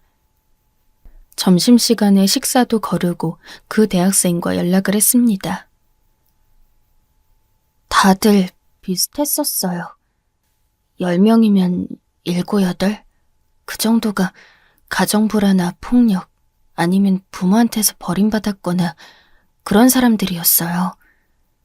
그런 사람들 공통점이 뭔지 아세요? 가슴에 구멍이 뚫려 있어요. 그럼 구멍에 바람이 들어올 거 아니에요? 이게 허하니까 살면서 뭘 해도 어떻게 살아도 결국 공허한 거예요. 그 와중에 깊은 우울로 힘들어했던 사람이 제 딸이라고 했습니다. 인터넷 카페를 통해 알게 된 사이였대요. 이 대학생은 당시 대학에 입학한 상태였는데 술을 배우고 마시면서부터 우울증이 심해지고 자기 제어가 안 됐다고 해요. 그러면서 그만 살고 싶다는 생각을 하게 되었고 자기 같은 사람들이 있는지 인터넷에서 찾아봤던 거였죠. 참고로 이 학생은 학창시절 심한 왕따를 당한 전적이 있다고 해요. 고등학교에 입학한 이후 학교에 적응을 못하고 사실상 왕따인데 그런 척을 하지 않으려고 발버둥 치고 있는 사람을 인터넷에서 만나게 됐대요. 자기 옛날 모습이 생각나서 그 사람과 교류를 하게 되었는데 그게 제 딸이었던 겁니다. 그 학생이 말하길 딸보다 1살 많았던 여학생도 있었대요. 그래서 총 3이 함께 뭉쳐서 대화를 많이 나눴다고 합니다. 그 학생이 제 딸과 다른 여학생한테 자기 인터넷 아이디를 알려줘서 같이 쓰게 해줬다고 해요. 네이버, 구글 같은 큰 사이트에서는 성인 인증을 거친 아이디라면 극단적 선택이라든지 각종 자극적인 정보를 찾아볼 수 있으니까요. 미성년자였던 고등학생 딸은 이 대학생의 아이디를 통해 인터넷에서 활동하며 각종 정보들을 접할 수 있었던 겁니다. 저는 블로그를 전혀 안 들어봤기 때문에 계속 몰랐는데요. 제 블로그에다 누가 비공개로 글을 많이 써놓은 거예요. 쓴 사람, 그 아이디 주인만 볼 수 있는 비공개 글을 엄청 많이 써놓은 걸 알았는데 아무래도 그걸 쓴 사람이 저희 딸 같다고 했습니다. 그 여대생의 아이디로 들어간 네이버 블로그에다 딸이 비공개 설정으로 자기 일기를 많이 써놨다는 거예요. 그때부터 핸드폰을 쥔 제 손이 덜덜 떨려왔습니다. 이거 발견하고 고민 많았거든요. 솔직히 그냥 묻어둘까도 했어요. 왜냐하면 혹시 이것 때문에 멀쩡한 가정 파탄내는 건 아닐까 무섭기도 하고. 그게 무슨 소리예요? 딸이 남긴 일기를 제가 보면 제 가정이 파탄나기라도 한다는 겁니까? 그건 직접 보시면 알 거예요. 그런데 제가 이걸 보게 해드려도 되는지 계속 갈등이 되는데. 당장 보여주세요. 절대 후회 안 합니다. 저는 하더라도 상관없어요. 제가 아빠예요. 제가 우리 딸 친아빠라고요. 무슨 일이 있었는지 저는 꼭 알아야 합니다. 우물쭈물하며 망설이는 대학생을 설득하고 또 설득했습니다. 자기도 그 계정에서 메일 기능은 이용하고 있기 때문에 아이디를 넘겨주는 건 안 되겠다고 하더군요. 그래서 수를 내어 그 학생과 네이버 블로그 이웃을 맺었습니다. 이웃끼리만 볼 수 있게 글을 설정할 수도 있으니까요. 저와 블로그 이웃을 맺은 여대생은 약속대로 비공개 설정으로 되어 있는 딸의 일기들을 이웃 설정으로 바꿔주었어요. 마침내 아무런 언질도 없이 그런 선택으로 생을 마감한 딸이 남긴 흔적들을 제가 보게 되었습니다. 작성 순서대로 하나씩 읽어가던 저는 반쯤 미쳐버리게 되었어요. 딸이 초등학교 다닐 때부터, 그러니까 대략 10살 전후의 나이였을 때 아내의 차별이 시작되었고 그 후로는 지옥이었던 겁니다. 왜 동생 놀아줄 때 제대로 하지 않아? 일부러 그러니? 네 동생, 네 친동생 아닌 거 알고 그러지? 못된 기집애. 넌 마녀야, 마녀. 이 마녀야. 빗자루 타고 날아가 버려, 제발. 그러면서 빗자루로 내 엉덩이를 마구 때렸던 엄마. 깔깔 웃으면서 빗자루를 휘둘렀던 엄마야말로 내 눈에는 마녀로 보였다. 동생의 기저귀를 내가 갈아줘야만 했다. 손에 똥이 묻어서 소리를 질렀다. 머리에 꿀밤이 날아들었다.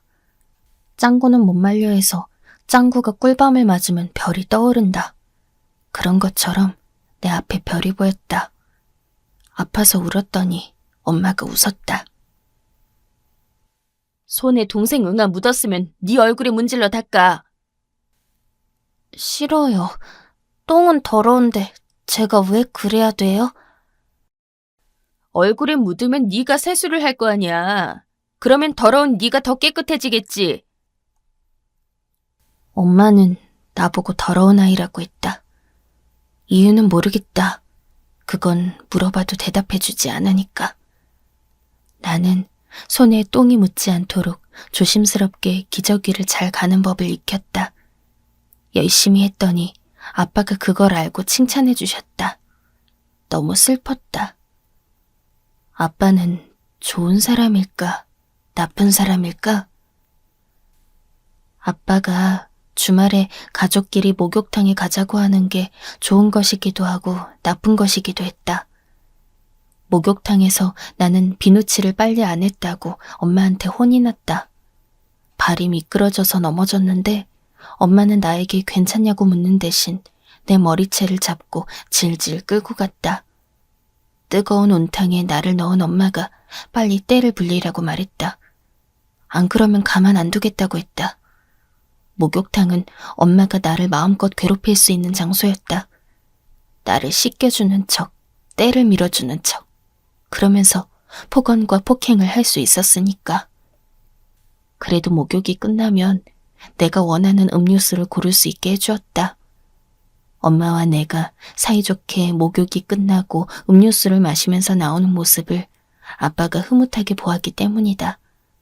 그 광경을 좋아하는 아빠를 알기에 엄마는 가식을 부렸다. 나는 그 가식을 좋아해야만 했다. 안 그러면 견딜 수 없었으니까.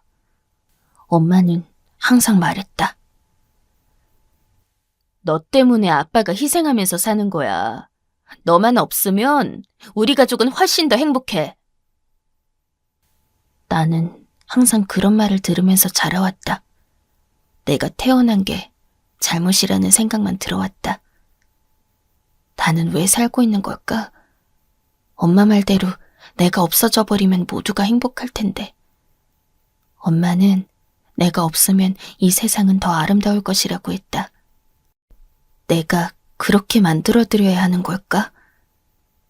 가지고 싶은 것을 말하는 건 금지되었다.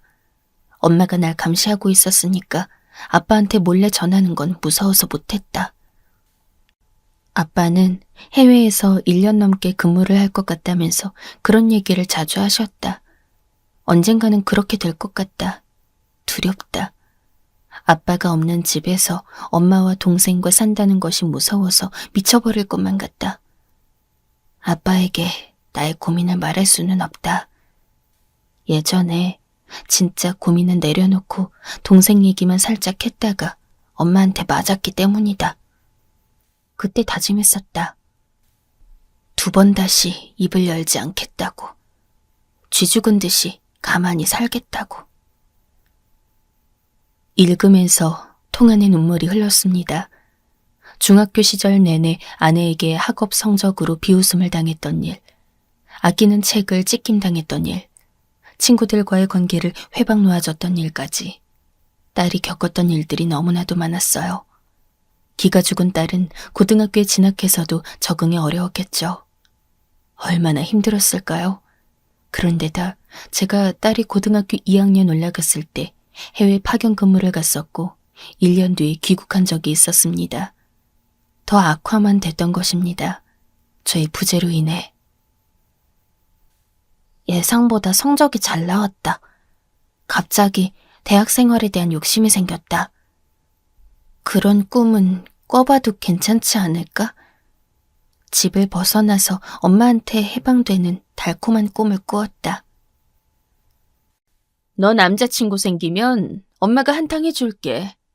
너 미성년자 때 술, 담배에서 이 엄마 속을 아주 썩여놨었다고 네 남자친구한테 그런 얘기도 나눠줘야지. 나는 학생 신분으로 술, 담배를 해본 적이 없었다. 그런데 가고 싶은 대학을 고르고 있다는 나의 말에 엄마는 왜 그런 말도 안 되는 소리를 한 걸까? 너 나중에 결혼한다 그러면 그 남자한테 네가 화류계 출신이라고 그래야겠다. 신나게 웃는 엄마의 모습에 내 모든 꿈은 깨어졌다. 그 잔인함에 나의 희망은 산산조각이 났다. 내가 죽지 않는 한 이 악몽이 끝나지 않을 것이란 걸 알았다. 아니, 이미 알고 있었지만 그동안 모른 척 외면해왔던 것일 수도. 도저히 믿을 수 없는 내용들의 사이사이에는 딸이 첨부한 사진도 간혹 있었습니다. 특히 자기 손목을 근접해서 찍은 사진들이 제 눈에 들어왔죠. 배경이 딸의 방, 책상 위, 제가 한눈에 알아볼 수 있는 장소였어요. 손목 사진 밑에다가 지금 끝낼까? 많이 아플까? 이런 내용들이 적혀 있었습니다. 모든 게시물들을 하나하나 보면서 딸이 남긴 눈물의 일기에 맺혀있는 원통함을 느꼈어요. 마침내 마지막 게시물, 그것은 딸이 떠나기 전 5일 전의 날짜였습니다. 이제 편해질 거야. 안녕. 짧은 글이었습니다. 이게 딸의 유서였던 것입니다. 저는 극심한 가슴 통증과 호흡곤란으로 잠시 정신까지 아득해졌어요. 상상도 못한 전말의 충격에 강타당한 온몸이 울부짖고 있었습니다. 몇 게시물을 축약한 위의 내용들은 딸이 남긴 분량에서 100분의 1 정도 되는 수준입니다. 딸은 그토록 고통스럽다고 매일을 울부짖고 있었던 겁니다. 저는 그 소리를 들어주지 못하는 귀머거리였습니다. 사람이 대체 어떻게 하면 그렇게 악랄할 수가 있어? 진실을 알게 된 제가 따져 묻자 기겁한 아내는 덜덜 떨면서 자리에 주저앉았어요. 겁에 질린 아들이 어쩔 줄 몰라 했습니다. 저는 단호하게 손가락질로 아내를 가리키며 아들에게 말했습니다. 네 엄마는 네 누나를 사람을 죽인 살인마야. 넌 살인마의 자식이고! 제 발언에 아내가 눈을 부릅뜬 채 손으로는 입을 틀어막았습니다. 아들은 충격에 멍한 표정으로 그런 아내를 바라봤죠. 아직 중학생인 아들이 뭔 잘못 있겠나 하는 거 저도 알고 있었어요. 하지만 딸이 남긴 글 안에서 아들이 자기 엄마를 보고 배운 작은 악마라는 것을 알 수 있었기에 저도 견딜 수가 없었던 겁니다. 자기 이복 동생으로부터 오만 모욕과 폭행까지 당하며 참고 참았던 딸을 떠올리면 가슴이 터질 것만 같았습니다. 네 엄마는 살인마고 그것에 동조한 너 역시도 똑같은 살인마야. 아무런 핑계 댈 것 없어. 나한테 변명하지 마. 너도 네 엄마처럼 갱생이 불가능한 부류일 테니까. 아들이 눈물로 저에게 호소하려 했지만 전 듣지 않았습니다. 잘못했다고 무릎을 꿇고 두 손 모아 비는 아내의 모습에서 저는 저를 투영해 보았어요. 저 역시 천하의 나쁜, 감히 부모 자격도 없는 쓰레기였으니까요. 더 지체할 것도 없이 저는 이혼하자고 했습니다. 한 푼도 줄 수 없으니까 맨몸으로 나가. 그리고 네 아들, 네가 알아서 키워. 자기 자식인데 어쩜 그렇게 매정해. 우리 아들 앞으로 잘못되면 책임질 거야? 그래, 너도 한번 느껴보든가. 자식이 구렁텅이에 빠지는 그 고통, 자식을 잃은 고통, 너도 한번 당해보든가. 미쳤어? 당신 아들이기도 해. 그러니까 나도 벌 받는다고. 우리 딸 그렇게 외롭고 쓸쓸하게 어린 나이에 가게 만들어 놓고 나 행복하게 아무렇지도 않게 살 생각 전혀 없어. 완전히 넋을 놓아버린 아내는 그 다음날 이제 숨겨왔던 본성의 이면을 들켰으니 상관없다고 여겼는지 절대 이혼 안 해주겠다면서 앞으로도 제 등골을 빨아먹고 그 돈으로 아들 키울 거라면서 핏발선 눈으로 악을 썼어요. 저는 피식 웃을 뿐이었죠. 네가 네 엄마랑 차린 애지중지하는 그 가게, 그럼 그 가게부터 박살낼 거야. 그리고 처가 식구들이라면 그 누구든지 가리지 않고 그 일상들을 내가 다 망쳐주겠어. 네 친구들, 가까운 지인들까지 가리지 않을 거야. 또 한 가지 네가 간과하고 있는 게 있는데 내가 너에 대한 분노, 살이 이런 걸 언제까지 억누를 수 있을지 장담 못하거든. 그러니까 내가 이혼해준다고 할 때 감사하게 넙죽 이혼하고 꺼져. 목숨 잃는 것보다는 100배 낫잖아. 냉정한 제 경고에 아내는 백기를 들었어요. 그리고 저와 아내는 이혼 과정을 밟게 되었습니다. 당연히 아들은 아빠인 제가 아니라 자기 엄마와 함께 지내는 것으로 하고 양육권이 그쪽으로 갔습니다. 장사 열심히 해서 꾸역꾸역 살아볼 각오를 하고 이혼과 함께 집에서 쫓겨난 그 사람의 심산을 전 알고 있었어요. 그래서 딸의 숨겨진 일기를 저에게 알려주었던 그 대학생에게 연락을 했습니다. 며칠 고민하고 있던 그 학생은 저의 부탁을 수락하기로 마음먹은 상태였어요. 결국에는 제 딸이 극단적인 선택을 했다는 걸 알고 나서, 그리고 몰래 쓰여져 있던 일기들을 보고 나서 학생은 극심한 마음의 짐을 지고 있었다고 했어요. 그래서 저의 부탁을 고민 끝에 들어주기로 한 것이었죠. 바로 그 떡가게 장사를 방해하는 것이었습니다. 인터넷 돌아가는 것에 빠삭한 그 여대생은 떡가게가 있는 동네에 인터넷 카페에 가입하여 글을 올렸습니다. 떡가게를 개업해 운영하고 있는 모녀의 인성에 대한 폭로였죠. 하루가 지나서 삭제 조치를 받고 말았지만 이미 발빠르게 소문은 다 퍼진 뒤였어요. 또한 떡가게 홍보 사이트에도 들어가서 댓글들을 여러 개 남겨놓았어요. 예전에 따님과 같이 죽으려고 했던 사람입니다. 살인자나 다름없는 계무 얘기를 들었던 게 요즘 생각이 나서요. 누군지 궁금한 참에 이렇게 찾아오게 되었습니다. 사이코패스도 가게 운영이 가능한가요? 혹시 마음에 안 드는 손님이 찾아오시면 해를 가하시는 건 아니신가요? 이런 식의 내용들을 여러 개 올리면서 삭제당하면 다시 작성하고 강제 탈퇴를 당하면 다른 수로 재가입을 해서 또 올리고, 그 여대생은 아주 집요했어요. 법적인 처벌을 받는다고 해도 전혀 겁나지 않은 처지이며 인생이라고 하더군요. 그리고 저는 정신 이상이 있는 심신미약자라서요. 만약 경찰 조사 받는다고 해도 겁 안 나요.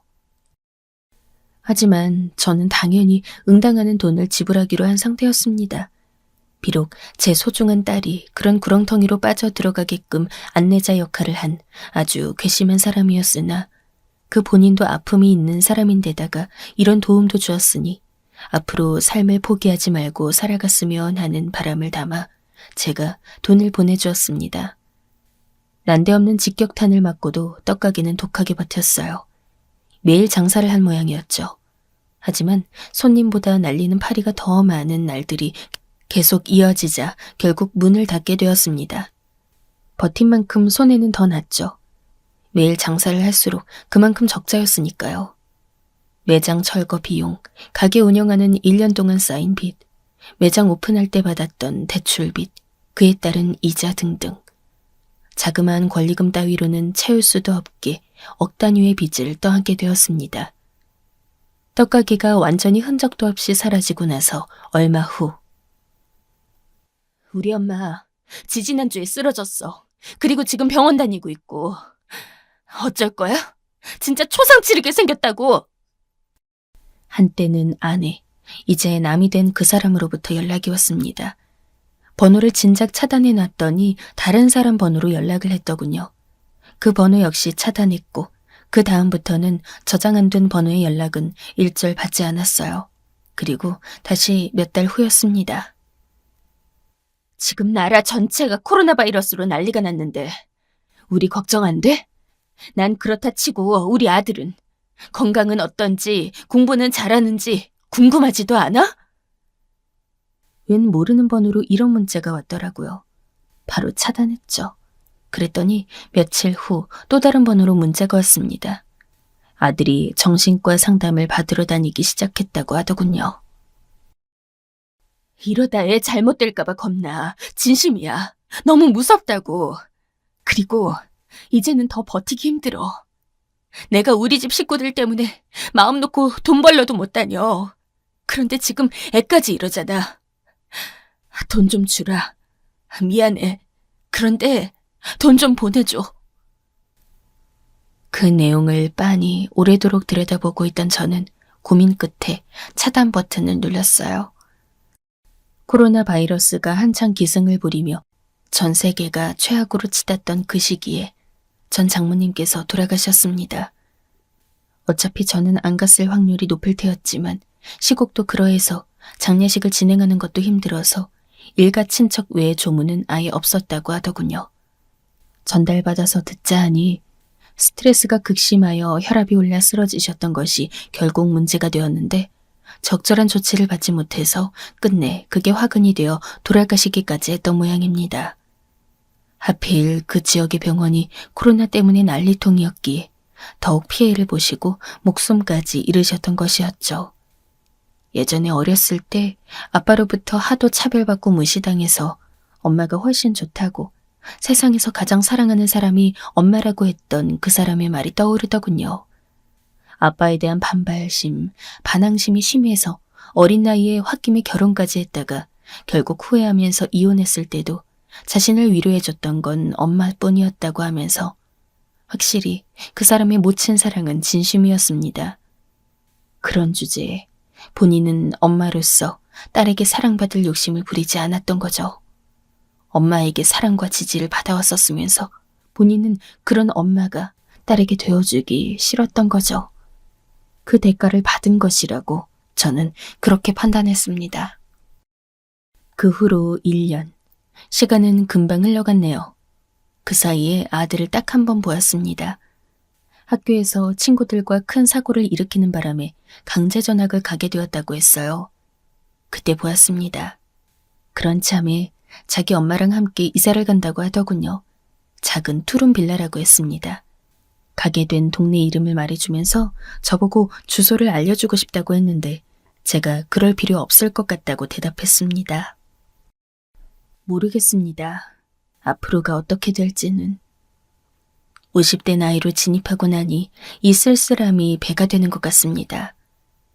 그 어린 나이에 저보다 수백, 수천, 수만 배는 더 외롭고 쓸쓸하고 괴로웠을 제 딸만 생각하면 가슴이 미어집니다. 만약에 제가 일찍이 딸을 따라가 버린다면 혹시라도 딸이 자기 때문에 제가 그런 것이라고 죄책감을 느끼며 슬퍼할까봐 그러지도 못하고 있습니다. 마음이 착하고 여린 아이였으니까요. 딸이 고등학교 3학년 2학기를 맞이하였을 때 제가 미리 가을 옷을 사주고 싶다고 하자 조용히 거절을 했었어요. 그래서 저는 현금을 찾아다가 이튿날 딸에게 슬쩍 20만 원을 찔러줬었습니다. 쉿! 이거 엄마랑 동생한테는 비밀이다. 알았지? 수험생 파이팅! 제가 조용히 속닥거리는 말에 딸의 눈이 커졌다가 이내 씩 웃으면서 저에게 고개를 끄덕거려 줬었어요. 내심이 신이 났는지 살짝 콧노래를 부르는 것 같던 딸의 모습. 제가 마지막으로 본 순수하게 우러나오는 즐거움으로 웃는 모습이 아니었나 싶습니다. 하필 저처럼 부족하고 자격 없는 아빠에게서 태어난 우리 딸. 부디 먼 훗날 다시 만나서 못해줬던 것들을 전부 다 해주고 싶습니다.